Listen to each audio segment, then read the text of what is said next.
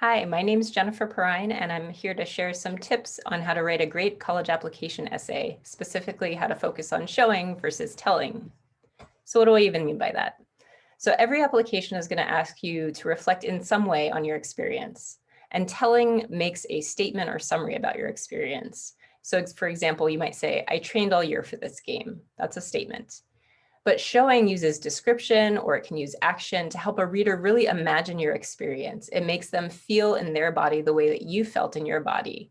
So instead of saying, I trained all year for this game, you could say, every morning I crawled out of bed, my eyes were barely open, I laced up my shoes and forced my aching legs to carry me through the silent neighborhood. So right there, you get this really vivid description that puts you in that place. And why is that important? Why bother? Because it's more interesting. So it's going to make your essay stand out when admissions folks are reading it. And it also gives you room to show how amazing you are. So if you make a summary statement like, I'm amazing, it can sound a little conceited. And even if you say, I'm a leader or I'm talented, it can sound a little bit self-centered. But instead, if you show it, if you describe why you're a leader, all the things that you do that show that you're talented, it can really make you shine and show how amazing you are without sounding kind of egotistical. So we're going to start with a first draft of your essay. If you don't have a first draft yet, that's okay. You can grab any one of your essay questions, pause this video, and free write for 10 minutes, and just include everything that comes to mind in response to the question. Don't edit your writing at all. If you already have a draft of your essay, perfect. We'll start there. The thing that we're going to start with is how to find all of those telling statements. So you're going to go back and underline all the places where you made a summary statement about what you did or how you felt. So for example, if you said, I love singing, or I've always been nervous singing in front of other people, or I was grateful for what my grandmother taught me, those are all summary statements because they share the feeling of loving or being nervous or being grateful, but they don't describe what it felt like or what was happening in that situation.